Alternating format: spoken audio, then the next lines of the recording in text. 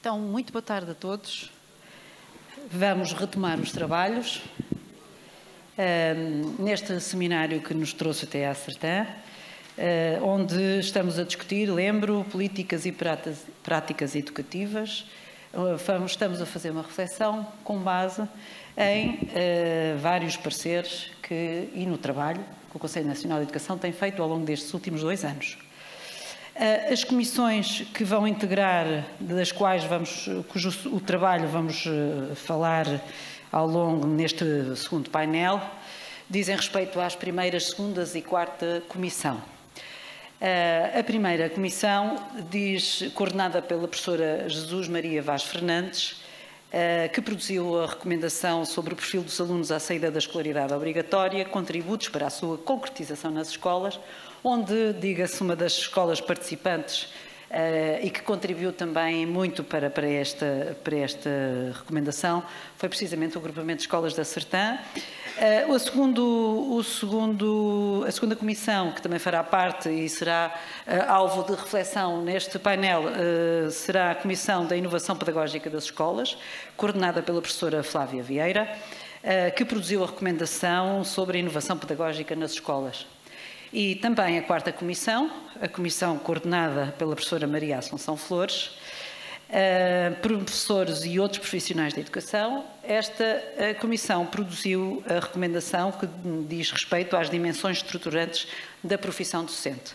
No fundo, e em suma, estas comissões acabam por se complementar.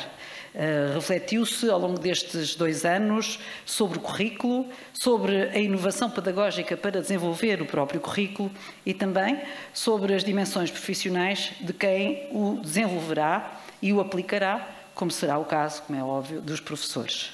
Por isso, porque o tempo nos contrai, peço então a atenção para o Sr. Professor Dr. José Augusto Pacheco, que passará então a fazer a reflexão sobre a primeira comissão que diz respeito ao currículo. Por favor, Sr. Professor. O Sr. Professor é licenciado. Se quiser ir para ali, pode ficar aqui. Sim, penso que está aqui o PowerPoint. Tá? Então, faça favor. O Sr. Professor José Augusto Pacheco é licenciado em História e doutorado em Educação. Já está. Está resolvido. Exato. Estamos bem? Tá. Os fios é que estavam emaranhados. Os fios estavam a passar a rasteiro ao Sr. Professor. Então, o Sr. Professor é licenciado em História e doutorado em Educação, especialidade de Desenvolvimento Curricular pela Universidade do Minho. É professor catedrático do Instituto de Educação da Universidade do Minho. As suas áreas de intervenção são a teoria e desenvolvimento curricular, políticas educativas e curriculares, formação de professores e avaliação. É membro em representação de Portugal do Conselho Consultivo da Organização de Estados Ibero-Americanos para a Educação, Ciência e Cultura. Sr. Professor, por favor. Está? Ora, muito boa tarde. Em primeiro lugar, gostaria de agradecer o convite para estar aqui presente ao Sr. Presidente do Conselho Nacional de Educação, ao Sr. Professor Domingos Fernandes, grande amigo e também colega, e em seu nome agradecer a todos os elementos e cumprimentar também todos os elementos do Conselho Nacional de Educação. Cumprimentar os senhores professores, todos os presentes, os colegas, a senhora moderadora, as colegas de painel, e uma vez que tenho 15 minutos, tenho que ser muito cuidadoso nas palavras, não me alongar muito.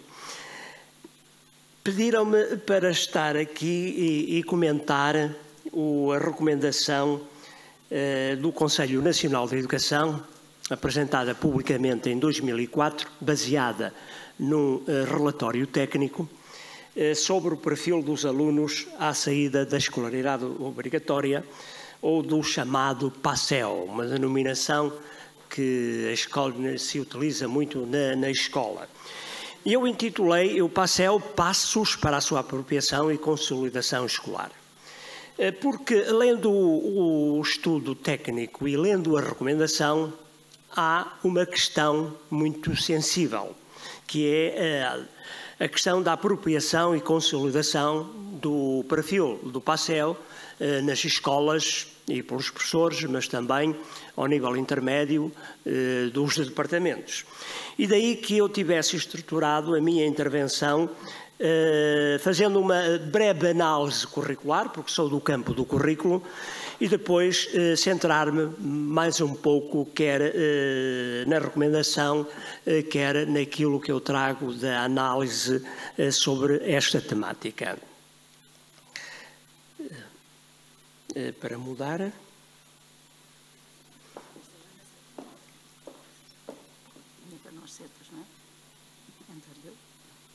Sim. Ok, obrigado. Temos de olhar um pouco para trás para compreendermos o ciclo de políticas educativas de 1986 a 2018.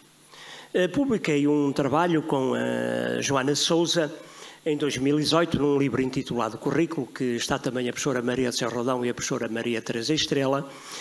E nesse livro nós temos um capítulo onde identificamos desde a Lei de Base do Sistema Educativo e atendendo aos normativos ligados à dimensão do currículo, identificamos 4 ciclos. O ciclo de reforma, o Decreto-Lei 286/89, que está no seguimento da Comissão de Reforma do Sistema Educativo e da Lei de Base do Sistema Educativo, que andam par a par e que no campo do currículo, portanto, verifica-se esse Decreto-Lei em 1989. Em 2001, o ciclo de gestão curricular, o Decreto-Lei 6/2001 para o ensino básico e o 7/2001 para o ensino secundário, em que se falou muito de flexibilização curricular e onde se fala já em competências. Em 2012, um ciclo de reforma parcial, com o Decreto-Lei 139 de 2012, e em 2018, embora tivesse iniciado, mas eu aqui cito essencialmente os normativos, a publicação dos normativos, porque este ciclo começa com os chamados projetos de inovação pedagógica e curricular, o ciclo de inovação curricular e pedagógica do 55/2018 e também do 54, mais sobre a educação inclusiva. Em relação às competências na organização curricular portuguesa, é algo de novo que já tem muitos anos. Quer dizer, algo de novo que já tem muitos anos. Mas parece que ainda estamos no início no processo de trabalhar com as competências. Eu e muitos e muitas dos que estão aqui fomos formados na chamada pedagogia por objetivos. O Sr. Bloom e companhia, a pedagogia por objetivos, dominávamos por completo essas taxonomias, as classes de aprendizagem, do domínio cognitivo, depois também do Krathwohl, domínio afetivo. Portanto, ainda está muito presente nas nossas aprendizagens. E há depois uma tentativa de passar por uma pedagogia por competências, e é nesse ciclo da revisão flexível do currículo em 2001 que entra a noção de competência, né? Competência que depois viria a ser proibida o seu uso por um despacho de 2011 por parte do Ministro da Educação, na altura, o Secretário de Estado. O perfil de competências, que também não é novo. O PASEO não é novo, porque já existia um perfil de competências para o ensino básico, em 2001, portanto, em 2017, agora o perfil muito mais estruturado e englobando o ensino básico e o ensino secundário, porque é a escolaridade obrigatória. O perfil dos alunos à saída da escolaridade obrigatória é um referencial do desenvolvimento do currículo e da avaliação interna e externa, não é? Externa. Aliás, pelo despacho que determina os 4 referenciais do currículo nacional, do desenvolvimento do currículo e da avaliação, cita o perfil dos alunos à saída da escolaridade obrigatória, as aprendizagens essenciais que substituíram os programas e a Estratégia Nacional de Educação para a Cidadania, que inclui também para o o terceiro ciclo, a disciplina de Cidadania e Desenvolvimento. Depois, ainda há para os cursos profissionais, os perfis profissionais e referenciais de competência quando aplicável. Portanto, são estes, trabalhamos inicialmente aqui com os 3 primeiros, o perfil, as aprendizagens e a estratégia nacional. Estes são os referenciais base. Traduzi isto num esquema e coloquei aqui o PASEO, o perfil, coloquei a Estratégia Nacional portanto, a Estratégia Nacional de Educação e de Educação para a Cidadania, as aprendizagens sociais e deixei em aberto com um ponto de interrogação se não falta aqui um referencial. Quanto a mim falta. Quanto a mim falta.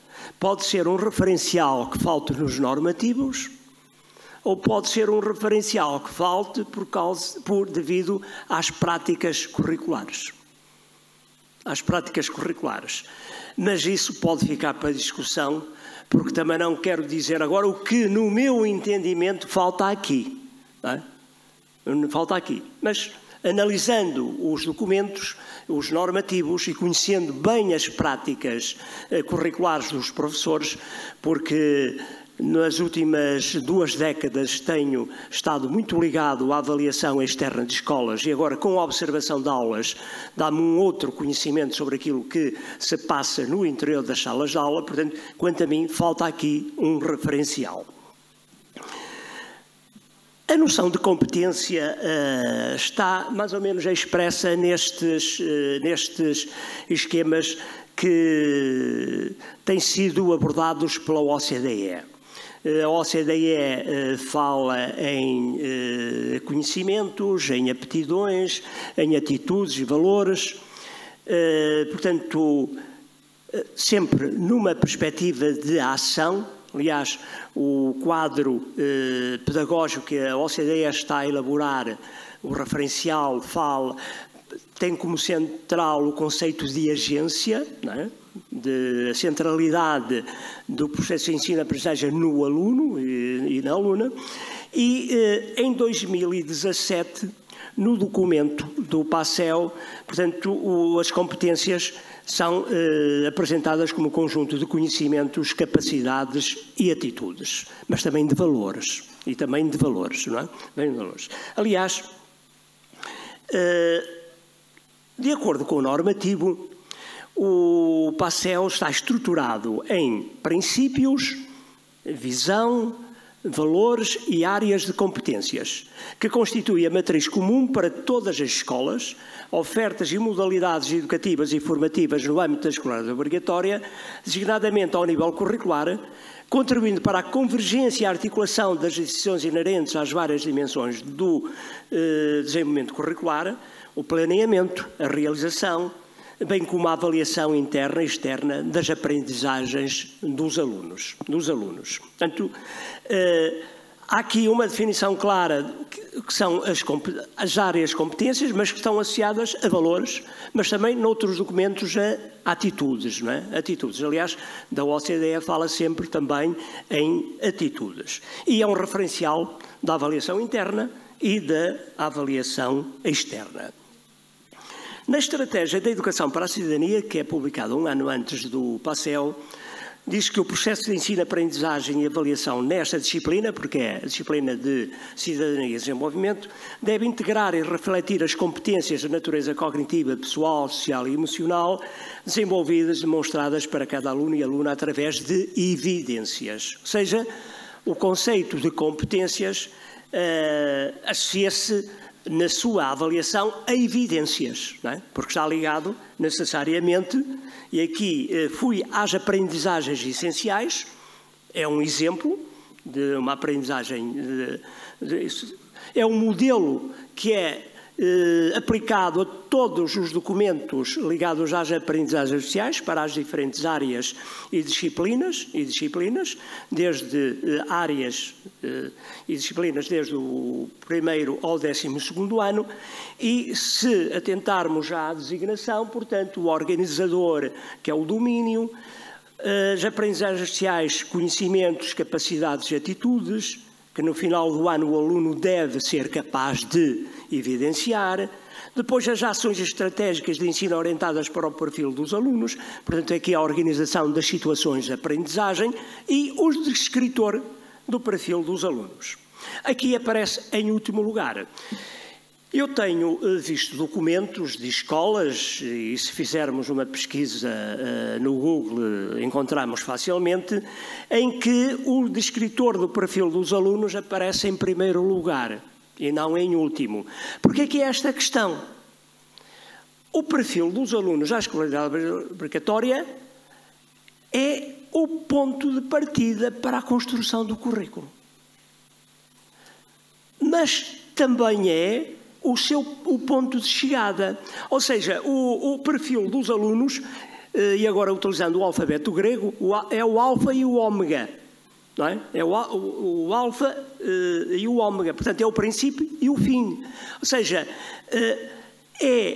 parte-se do perfil, porque o perfil tem de ser tido em conta para a organização das aprendizagens, das situações de aprendizagem, mas sempre com vista a que os descritores das evidências, os descritores operativos ou os descritores de desempenho sejam atingidos pelos alunos. Portanto, digamos que aqui há que trabalhar com o perfil no seu aspecto de ponto de partida e no seu ponto de chegada.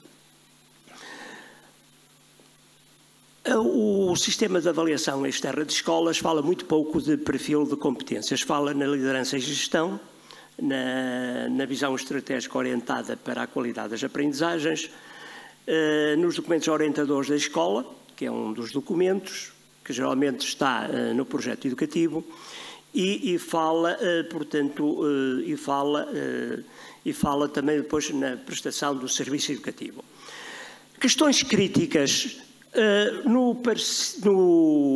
Na recomendação do Conselho Nacional de Educação, que aconselho a leitura atenta, são apresentadas 12 recomendações. Essas recomendações são pertinentes, e a primeira tem muito a ver com a apropriação por parte das escolas e dos professores, não é?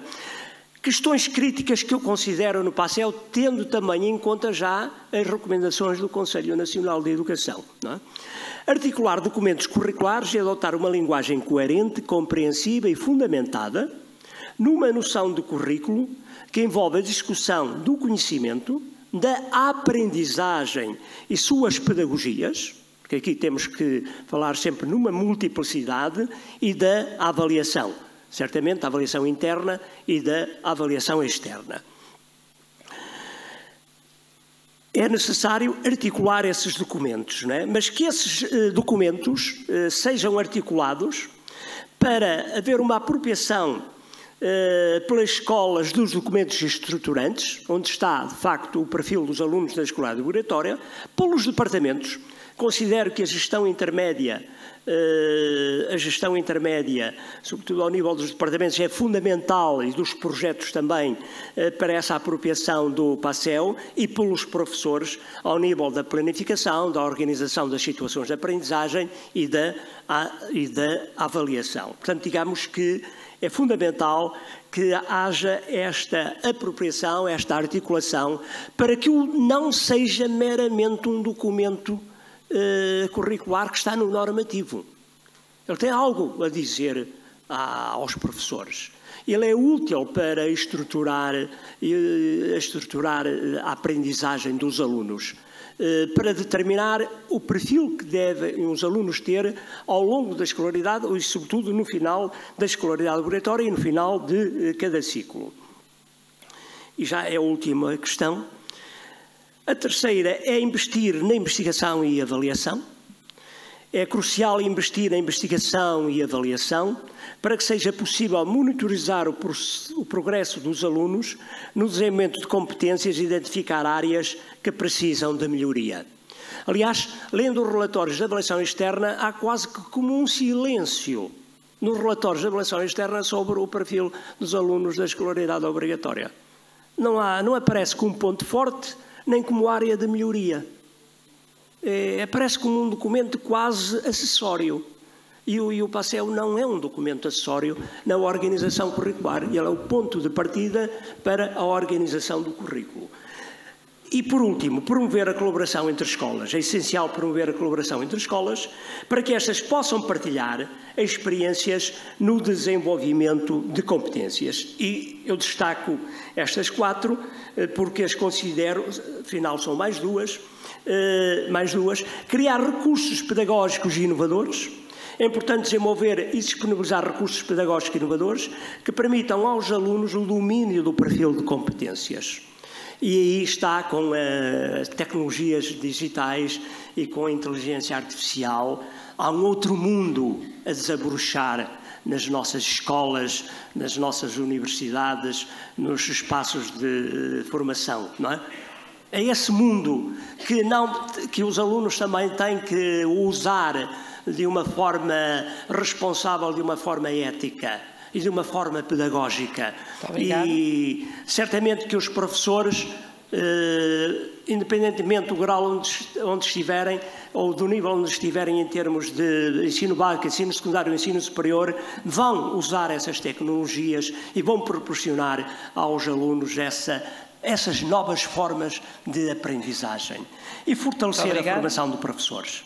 Aqui a fortalecer a formação inicial e contínua para que estes estejam preparados para trabalhar curricular e pedagogicamente o perfil de competências e que sem formação, quer ao nível inicial e ao nível da formação contínua, de facto não há mudança que seja capaz de interceptar as práticas curriculares e as práticas pedagógicas. É esse o desafio que temos, todos nós, quer aqueles que estão na formação de professores, quer aqueles que estão nas escolas, de tornar estes documentos mais operacionalizados e, sobretudo, de os integrar naquilo que se entende como o desenvolvimento do currículo em torno de conhecimentos, de capacidades e de valores. Muito obrigada. Muito obrigada, professora.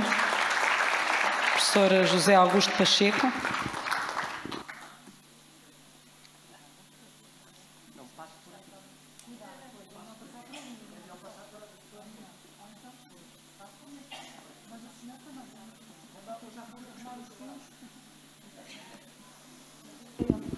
Bom, então, no âmbito da 2ª Comissão de Inovação Pedagógica, foi convidada a professora doutora Ana Isabel Andrade, é licenciada em Línguas e Literaturas Modernas, francês e português, doutorada em Didática de Línguas e atualmente professora catedrática na Universidade de Aveiro.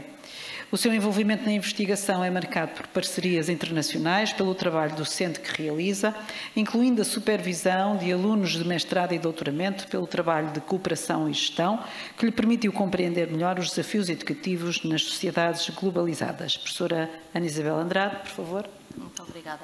Começo então por agradecer o convite que me foi feito para estar aqui hoje ao Conselho Nacional de Educação e dar os parabéns pela organização deste evento e pelo convite específico para falar do trabalho da 2ª Comissão especializada, coordenada pela professora Flávia Vieira, sobre inovação pedagógica. Eu estruturei a minha intervenção, já peço para me avisar quando tiver 3 minutos apenas. Organizei a minha intervenção em 3 momentos, uma visão global da proposta, ou seja, a missão a perseguir por estes documentos e que pretendem ser uma ajuda para a mudança das escolas e a melhoria do trabalho que nelas se desenvolve.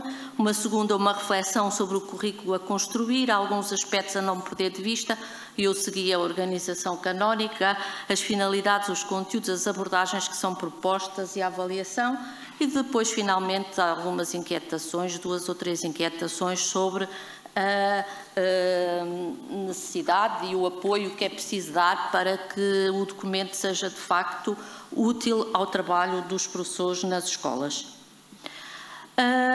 De uma forma simples, o trabalho produzido por esta Comissão define a inovação de forma bastante clara. Eu acho que é um termo muitas vezes difícil, que nos coloca algumas questões, o que é inovar, ao mesmo tempo que aponta, e parece-me que o trabalho é bastante meritório a este nível, para além de definir de forma clara o que se entende por inovação, também aponta o sentido dessa inovação, que são aspectos indissociáveis da definição de inovação. No texto referencial para a inovação pedagógica nas escolas, define-se então a inovação como um processo de mudança, um processo fundamentado. Portanto, como eu leio a citação, a inovação pedagógica é definida como um processo fundamentado, situado e intencional de concepção, desenvolvimento e avaliação de mudanças nas práticas educativas, focando-as nos educandos e na aprendizagem e orientando-os para a construção de uma educação e de uma sociedade cada vez mais humanistas e democráticas. Portanto, o documento não nos traz nada de novo, mas é um documento que nos traz uma visão da inovação assente em muitos outros princípios e documentos já construídos.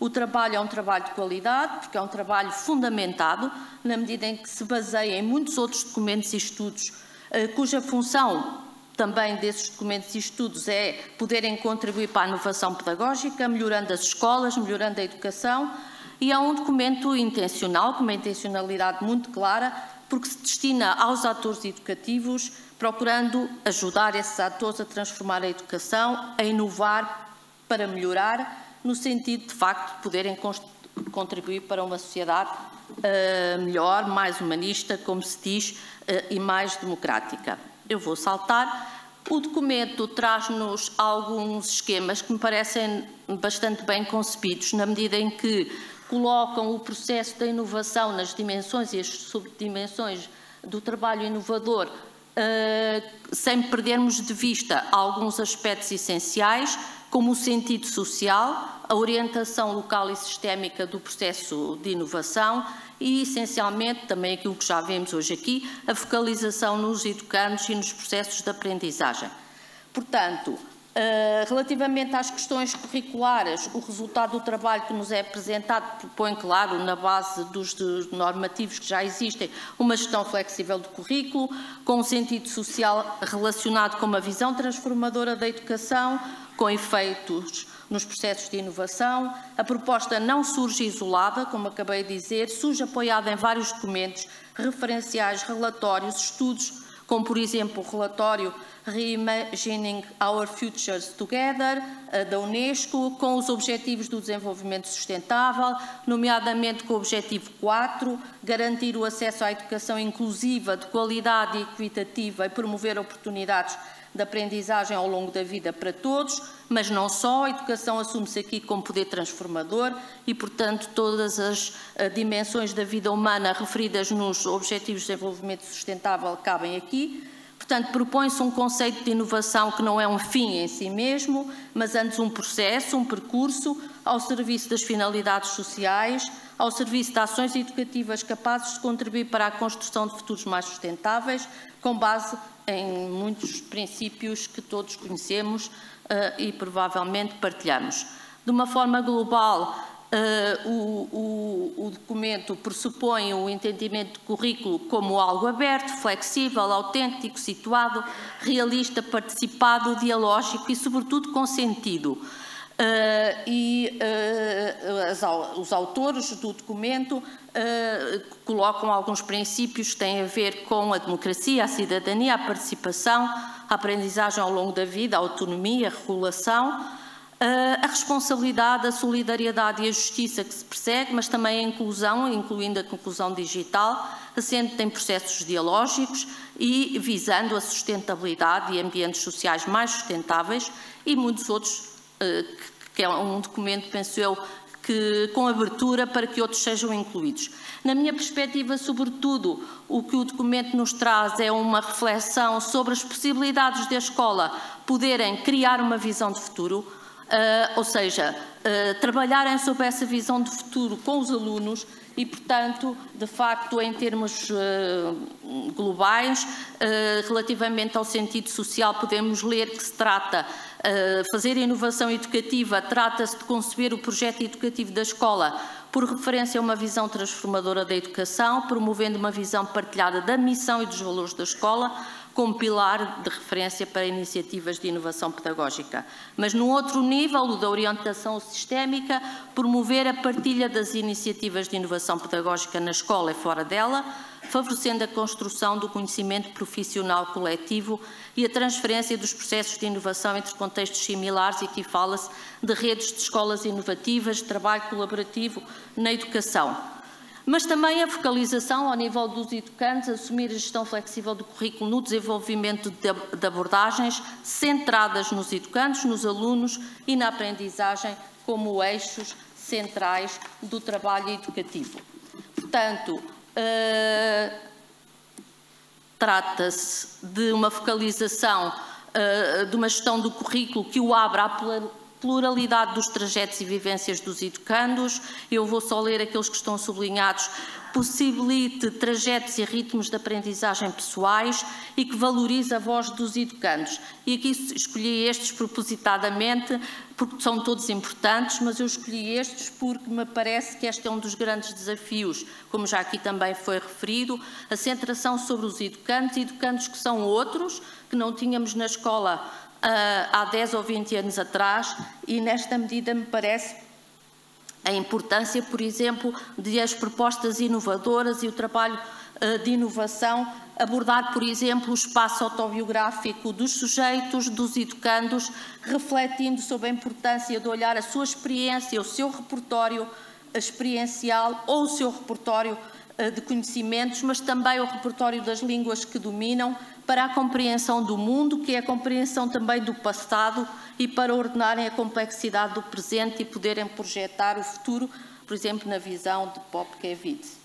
Portanto, penso que o documento abre imensas possibilidades de trabalho aos professores, e esta ideia da pluralidade dos trajetos e vivências dos educandos como um eixo organizador da inovação educativa, uma atenção aos ritmos de aprendizagem pessoais, mas sobretudo à voz dos educandos e à forma como os educandos se expressam, comunicam e transferem conhecimentos para a escola e para a sua aprendizagem.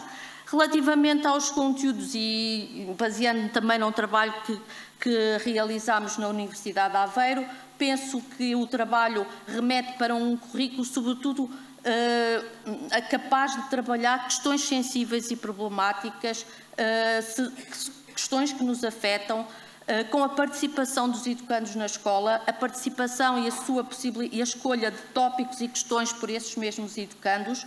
Como lemos, por exemplo, no referencial, a propósito de uma proposta da OCDE, sublinha-se a importância de competências transformadoras, por exemplo, a competência antecipatória, que é uma das competências teorizadas nos referenciais da educação para a sustentabilidade, como a capacidade de criar futuro, competências necessárias para fazer face aos desafios do mundo atual e redesenhar o futuro.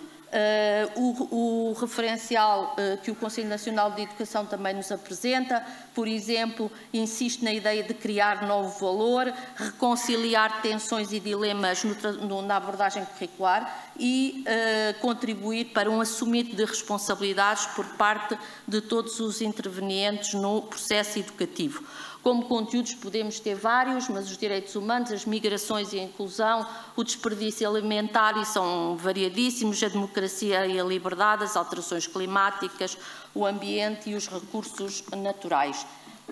E todos estes conteúdos no texto e na voz dos autores do documento remete-se para uma abordagem dialógica e, já vamos ver, também colaborativa entre todos, em que se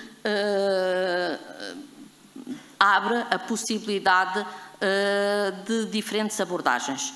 Portanto, relativamente às abordagens, eu penso que as abordagens preconizadas neste documento são focalizadas nos educandos, para que permitam compreender de que forma podemos construir pedagogias mais alinhadas com uma visão humanista e democrática da educação, mas são abordagens que não são apenas, mas o texto remete para inúmeras abordagens. Aliás, no texto diz que não existem abordagens pedagógicas infalíveis e adequadas a todos os contextos, cabendo aos educadores encontrar os melhores caminhos.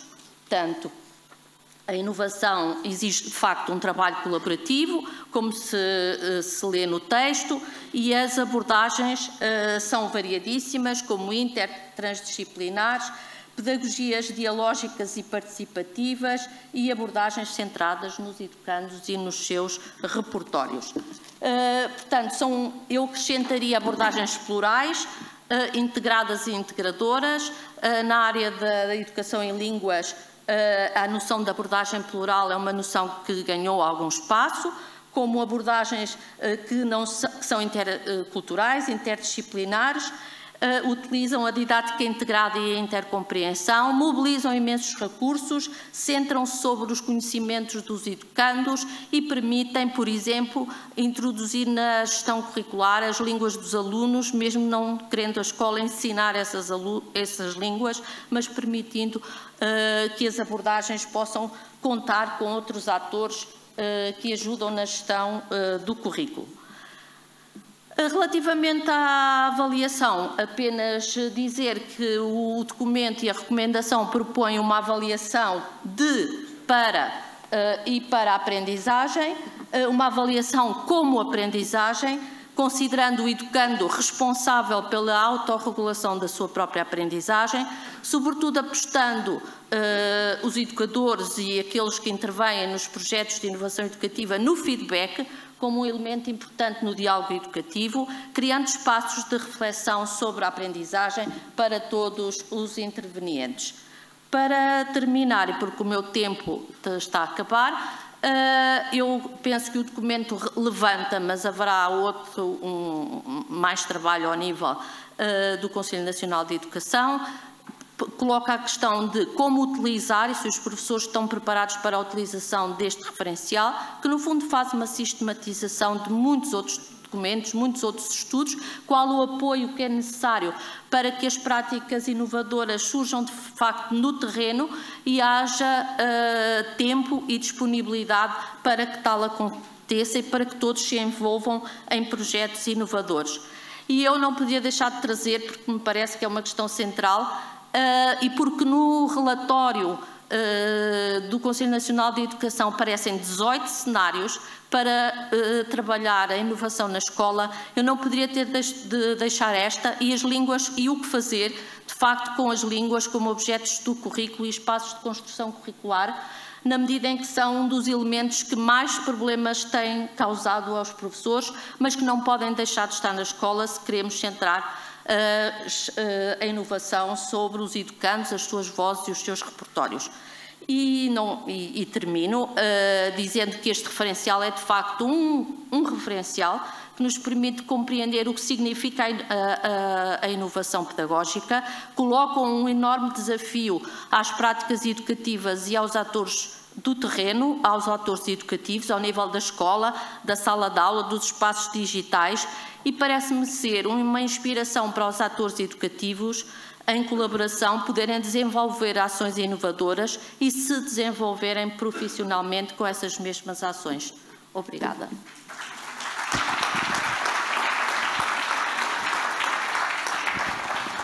Muito obrigada, professora Ana Isabel Andrade, pelo contributo.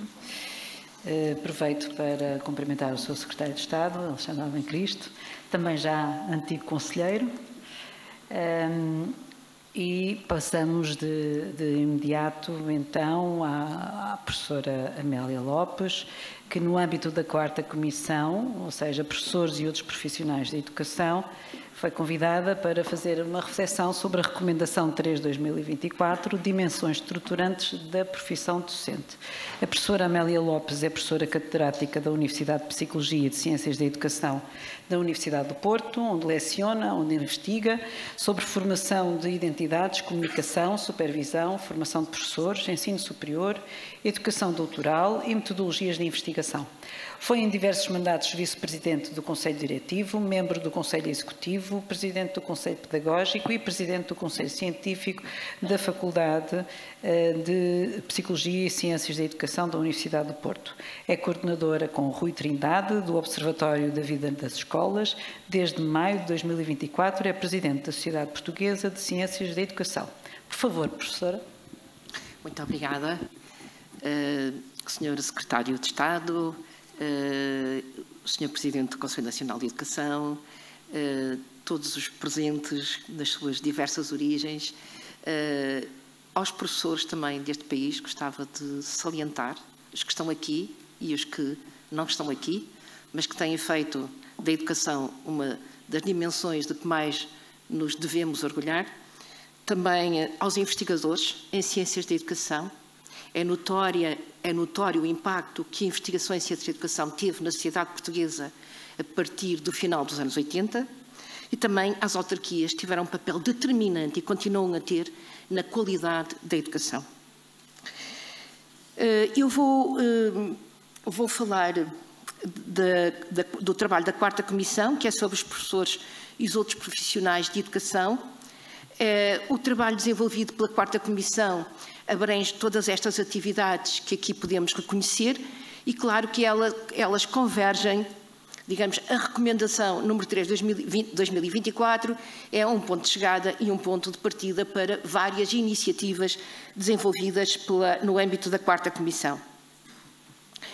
Eu gostava de relembrar a metodologia de trabalho, penso que é algo que temos que também intencionalizar e aprofundar e que o Conselho Nacional de Educação utiliza e que passa pela participação da comunidade científica e educativa no debate.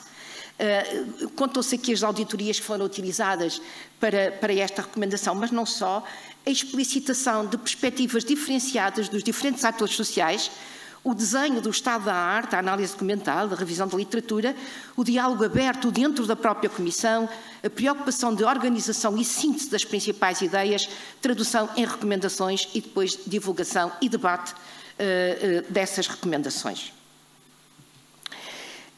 Temos que lembrar que o contexto de emergência de toda esta produção, de 2022 a 2024, que é esse o tempo que está em causa, tem por trás um reconhecimento de que, digamos, o exercício da profissão docente se transformou de uma forma tão profunda que alterou também o modo de recrutamento dos professores. Portanto, o recrutamento do professor, a chamada vocação, que é um termo um pouco, mas que dá jeito de utilizar porque entendemos-nos, alterou-se bastante.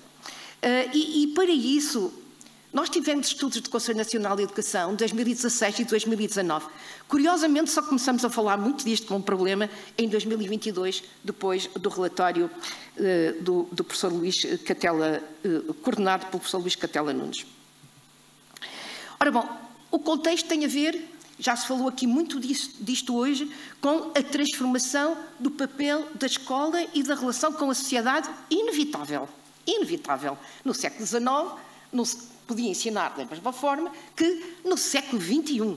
E, portanto, nós temos do século XIX ao século XXI há mudanças sociais que obrigam a uma alteração do exercício da profissão. Do ponto de vista das ideias em educação e da sua concretização, nós passamos por um tempo de tradição, que nem era vivido como tradição, para um tempo de transformação. Isto não é só em Portugal.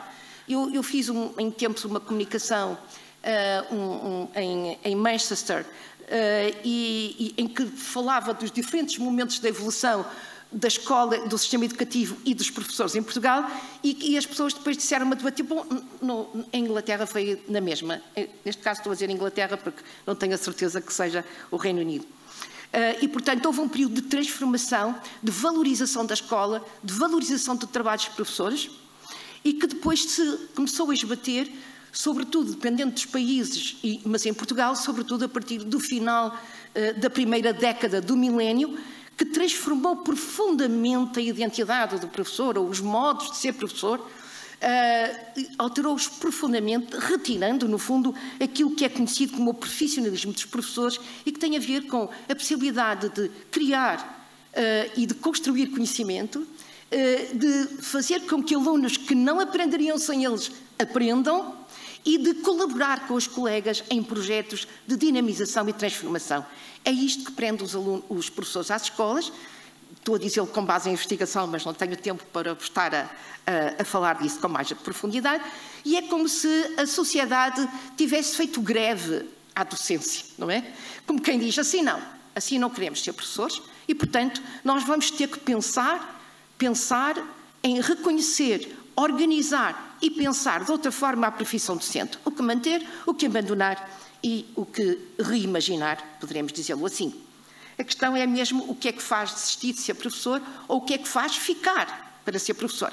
Isto começou a ser discutido há muito tempo. Curiosamente, a OCDE tem esta publicação de 2005.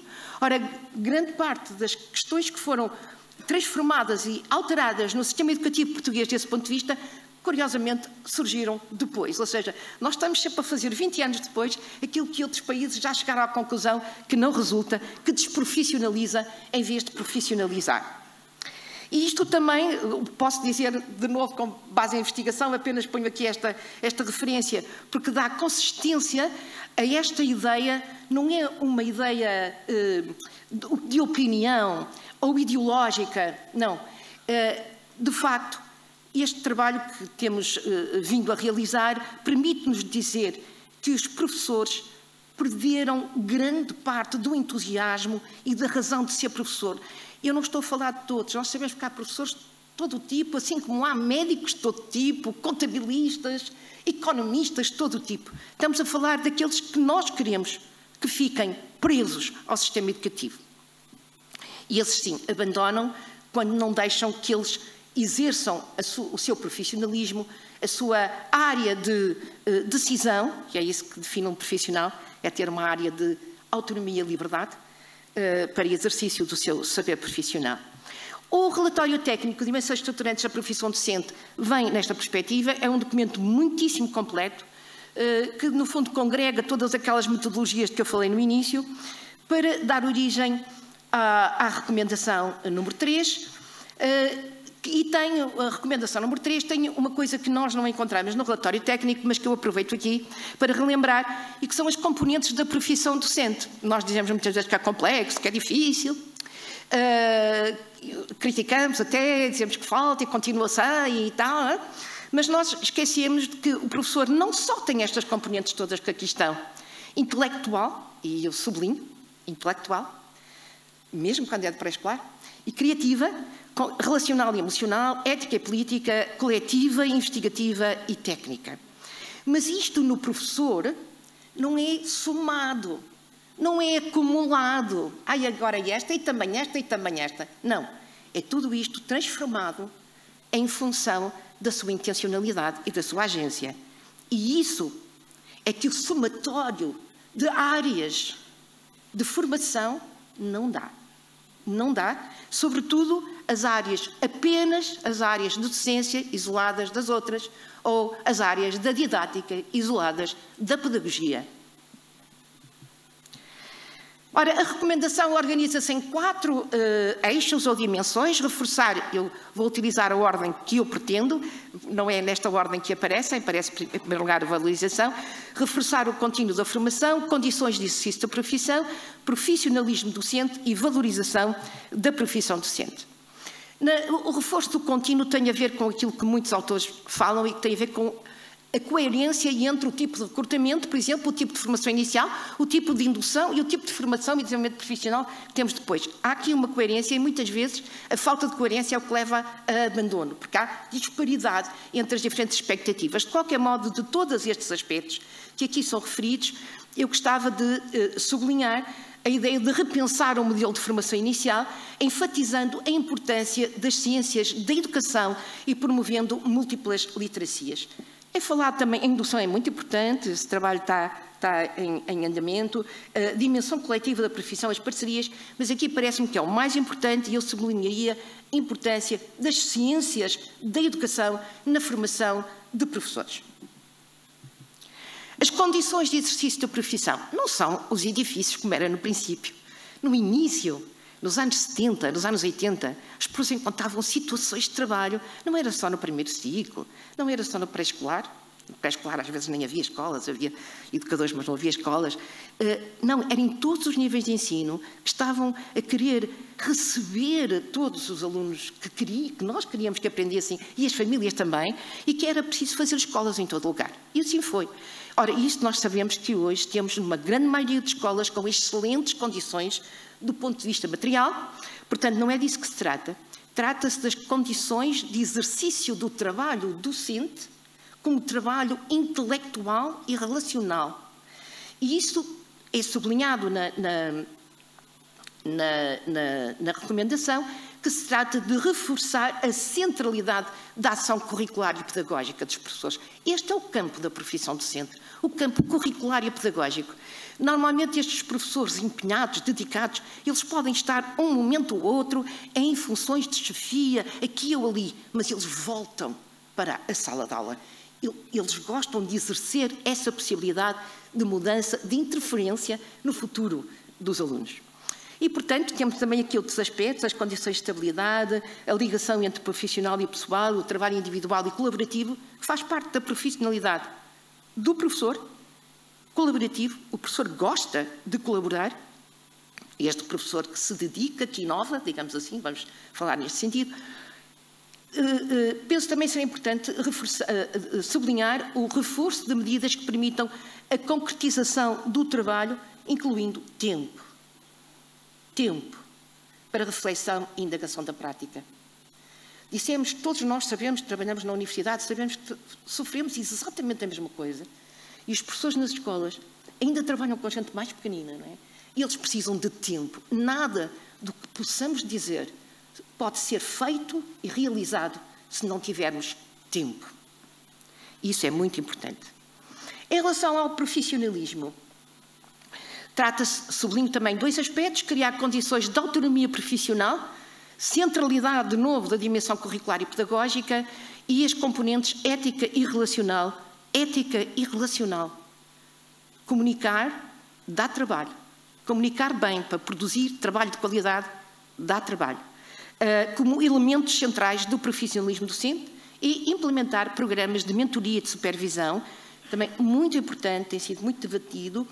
Temos que discutir que tipo de supervisão é esta e, portanto, não queria deixar de sublinhar isto aqui, mas queria pôr a tónica, sobretudo, na primeira dos sublinhados que aqui faço. Desculpem, deixem-me só confirmar isso.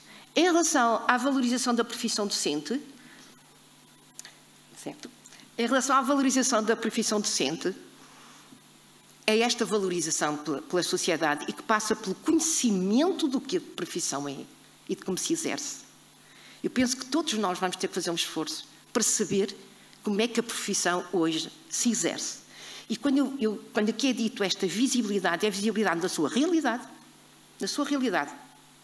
contos cor-de-rosa, não vale a pena, mas também na sua beleza, porque aqueles que ficam no ensino reconhecem beleza aos atos que exercem todos os dias e nos quais podem até às vezes sofrer um bocadinho, mas que depois os faz sentir muito realizados. Isso acontece com todos nós. O esforço é uma condição de sucesso e de bem-estar. O critério de acesso à formação e à profissão, os critérios de acesso, não podemos primeiro confundi-lo com as classificações. Em todas as profissões hoje em dia, um 18, um 17, não nos diz nada sobre a qualidade daquela pessoa. E nós podemos ter bons alunos e não ter bons professores. Podemos ter bons médicos, bons alunos de medicina e não ter bons médicos. Isso é, em todo lado sabemos que é assim. Claro que depois temos a outra dimensão, sem a qual, hoje em dia, os jovens de hoje não são como os jovens dos anos 70, não estão nas mesmas condições, os índices remuneratórios e as condições de progressão.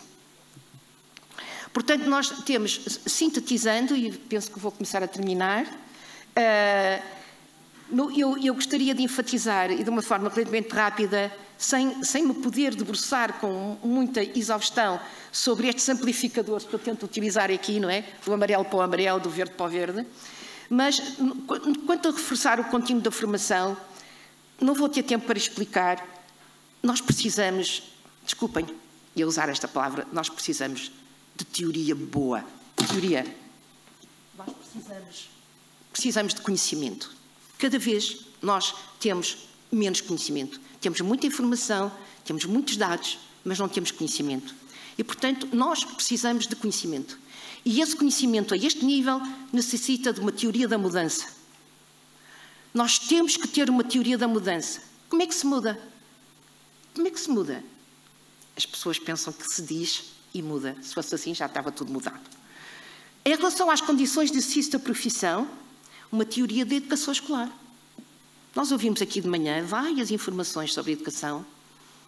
No caso espanhol é de uma forma que não é exatamente igual à situação portuguesa, mas nós temos um grande autor português, reconhecido em termos mundiais, que é o professor António Novo, que é o grande investigador da profissão docente e da educação escolar. E outros que nós temos, grandes investigadores que estão aqui e que trabalham especificamente esta questão. A educação escolar tem especificidades. A educação escolar, o schooling em inglês, a educação pública, alargada, tem especificidades. É preciso saber quais são as grandes mensagens que nos envia. Em relação ao profissionalismo, uma teoria da profissão. Muitas vezes também falamos dos professores e do que lá se faz e do que eles fazem, sem termos uma teoria da profissão. O que é isto de ser professor? Hoje, nas nossas sociedades, finalmente, em relação à valorização da profissão, eu diria uma teoria da comunicação. Eu poderia dizer comunicação social, mas eu não quero só referir-me aos mídias. Nós temos que ter eu poderia dizer uma teoria da contenção, porque a contenção é o primeiro passo para a comunicação. É não desatarmos a dizer aquilo que nós achamos, aquilo que experimentamos, aquilo que vivemos ontem. Não, de facto, temos que aprofundar, olhar com mais atenção e elaborar formas de comunicar social, individual, grupal, individual e coletiva, sem a qual nós não avançamos. Só dizer-vos, portanto, a comunicação, nós temos que transformar as formas de comunicação. Este, para mim, é uma questão importante. Claro que as formas de avaliação estão muito relacionadas, mas temos o presidente do CNEC, que é especialista nesta área, mas isso é inevitável, transformar também algumas visões que temos da avaliação na sua relação com a comunicação para a transformação. E deixo estes versozinhos do Luís de Camões, que afinal estamos a comemorar os 500 anos do seu nascimento. Muito obrigada. Muito bem, muito obrigada.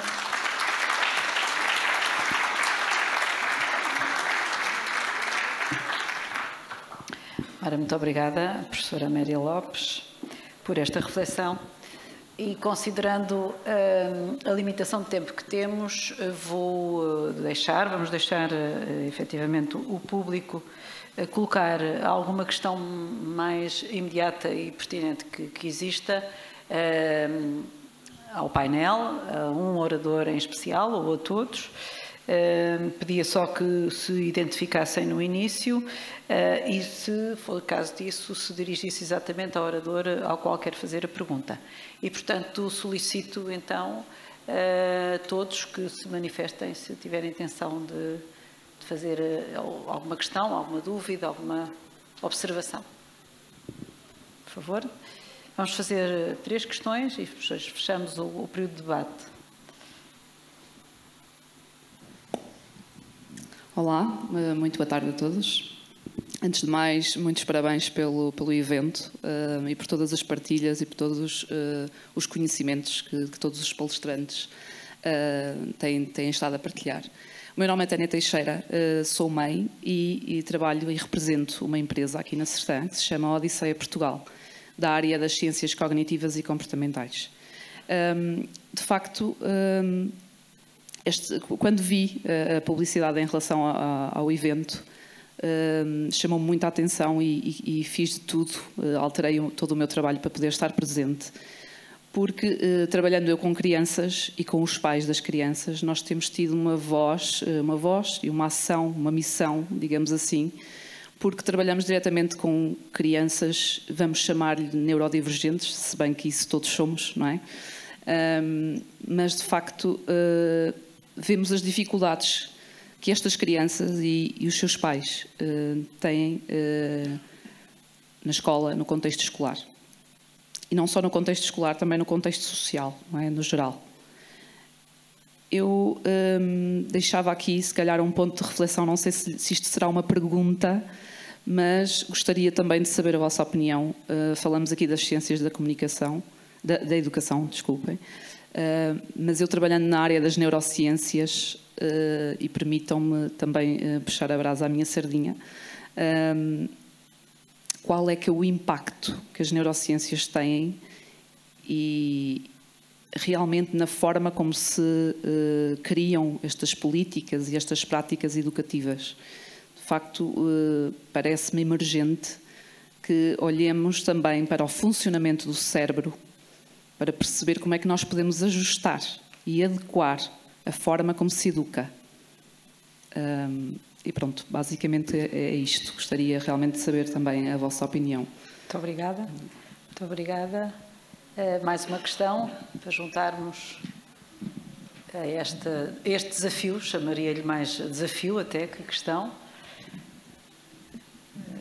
Não sei se...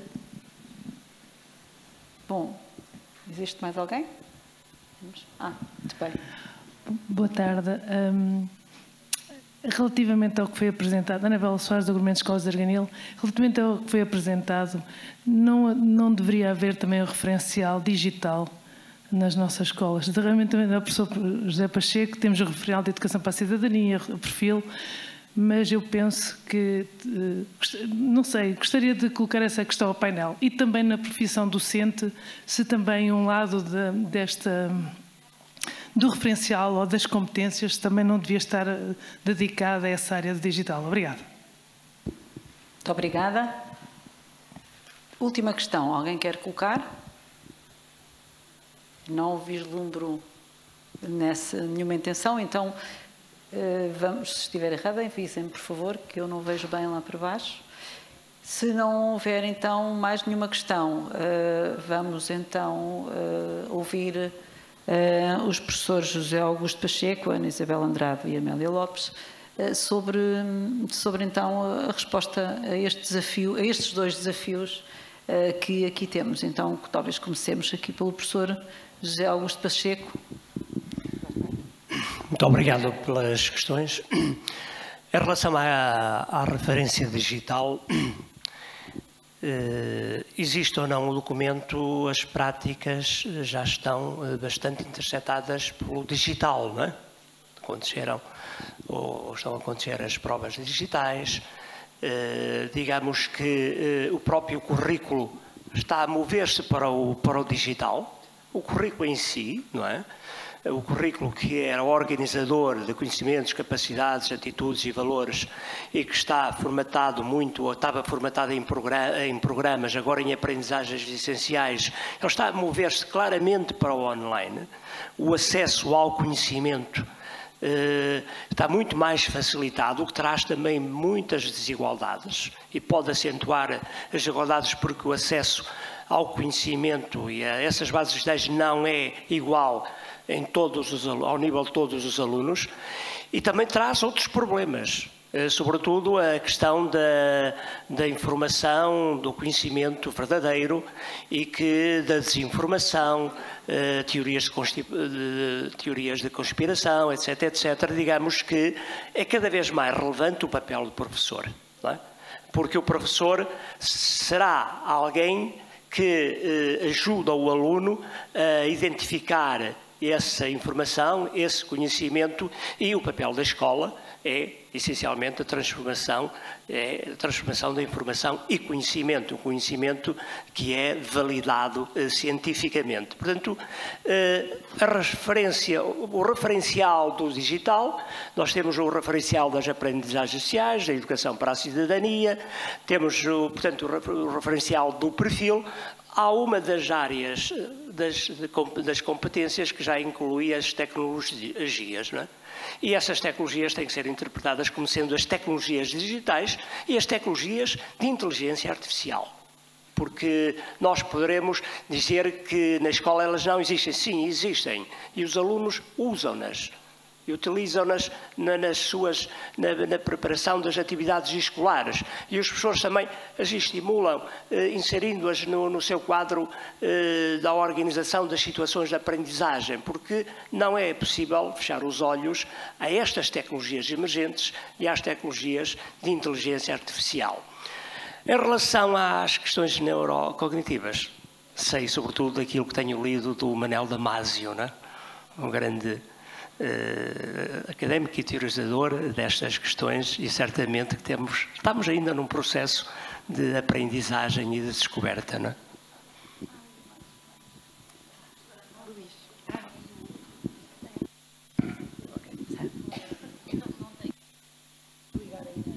Não tenho assim muito mais a acrescentar relativamente ao referencial das competências. Existe o DigiComp, que é um referencial de competências digitais europeu que está traduzido e adaptado para português e que está disponível.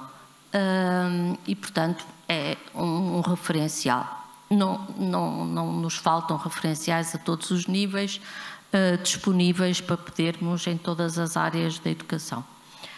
Relativamente às neurociências, eu penso que o que poderia dizer é que o currículo de formação, pelo menos o currículo de formação inicial de professores, contempla uma dimensão nessa área, e penso que a recomendação e o decreto que vem reforça um pouco essa componente do conhecimento do professor sobre, mas o professor é um profissional que tem que tomar muitas decisões em contextos complexos e variados, e aquilo que tem que saber provém de múltiplas áreas, sem desmerecer o que acabou de dizer, mas é uma das dimensões, pode ser uma das dimensões do conhecimento profissional docente. Como vimos, inclui várias dimensões, é complexo e é uma profissão do agir, do saber, mas também do agir e do agir em situações de complexidade e com outros profissionais. Falou-se de manhã das equipas multidisciplinares e, portanto, do apoio que os professores podem ter e devem ter a outros níveis.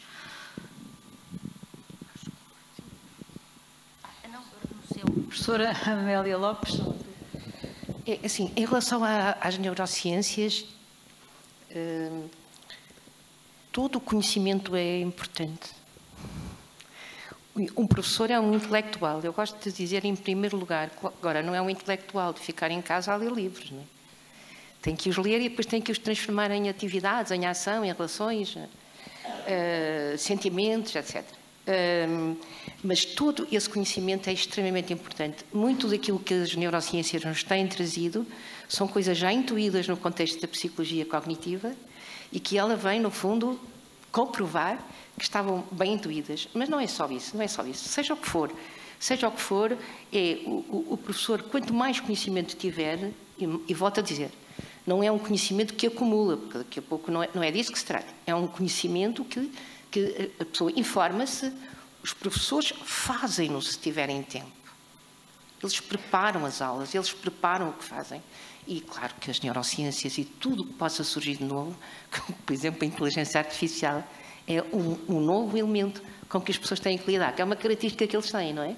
É estarem sempre a ter que lidar com as coisas novas.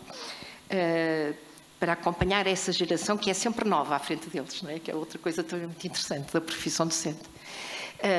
E depois a questão da inteligência artificial, ou das tecnologias, não é? Ainda antes da inteligência artificial, nós tivemos alguns projetos no contexto da tecnologia, estou a apontar assim porque era com a Universidade do Minho, e digamos, havendo os recursos, isso são aspectos que se devem evidentemente cuidar, sabendo-se que há essa desigualdade nas famílias que a Covid nos mostrou de uma forma muito clara, mas não vamos falar disso, que isso é uma outra questão última que vou depois falar. Nós hoje, entre tecnologia e os humanos, não há... Nós é que damos humanidade à tecnologia, mas não podemos tratar da tecnologia como um apêndice nosso. A tecnologia faz parte da vida. Basta observarmos os meninos, as crianças e como eles fazem. E não vamos ter medo disso, nem dizer não podes mexer, não faças, depende. Nós temos que estar com eles. Nós temos que os ensinar a usar a tecnologia. E para isso nós temos que estar com eles. Entregar a tecnologia assim, para eu ter tempo para fazer outras coisas, é que já é uma coisa um bocadinho diferente. Mas a tecnologia faz parte da nossa vida atual, vai fazer ainda mais. A inteligência artificial, do meu ponto de vista, e dizia há um bocado aquela pequenina entrevista, dizia eu, tem a vantagem de favorecer bastante algo que nós identificamos como importante na transformação do ato educativo com as tecnologias, porque no fundo é isso que nós queremos, mas até agora ela foi sempre muito reprodutiva, não é? Nós pomos o PowerPoint, vamos imaginar, mas a aula é tradicional, tudo isso. Ora, a inteligência artificial, como também se falou de manhã com o professor Enguita, permite-nos dar um caráter ativo, produtivo e transformativo a isto e não dispensa ao professor de nada, porque o professor vai ter que ensinar a usar. Nós não, o programa, a inteligência artificial não nos responde de qualquer maneira, independente da pergunta que nós possamos fazer. E, portanto, estamos sempre a ser extremamente importantes. Os professores continuam a ter formação, tudo isso. Finalmente, e para terminar esta questão, que aqui num interessantíssimo debate numa plenária do Conselho Nacional de Educação, que há algum tempo, foi aliás a propósito do debate sobre a educação de adultos, é esta ideia que nós temos que resolver problemas de alimentação, habitação e saúde. Não são os professores que têm que resolver. São outras entidades que têm que resolver esse problema. As pessoas não podem estar a resolver tudo, porque eles têm efetivamente estado a resolver o que podem. E nós, enquanto Portugal, que já fez um grande avanço, não conseguir resolver essas questões de base, continuará a haver sempre uma faixa da escola, e que só a escola pública abrange, que tem algumas dificuldades e que é extraordinariamente exigente para todos aqueles que lá trabalham e que lá estão também. E isso eu penso que é muito importante ter em conta. Obrigadíssimo, professora Amélia Lopes. E, portanto, concluindo com os agradecimento desta sertaginense, conselheira e professora, ao Sr. Presidente Domingos Fernandes, Carlos Miranda, ao Sr. Diretor do Agrupamento de Escolas da Sertã, José Fernandes. Agradeço a oportunidade de desenvolvermos este seminário na Sertã, enquanto sertaginense, e até atrevo-me em nome dos sertaginenses, agradeço-vos a vós toda essa oportunidade e também um agradecimento à excelente e extraordinária equipa do Conselho Nacional de Educação, no seu conjunto, pelo trabalho e pelo carinho que nos têm demonstrado. E, com a autorização do Sr. Presidente, agradeço em nome do Conselho Nacional de Educação à professora doutora Ana Isabel Andrade, à professora doutora Amélia Lopes e ao professor doutor José Augusto Pacheco pelos extraordinários contributos que nos trouxeram hoje aqui à tarde. Muito obrigada, sim. Muito obrigada.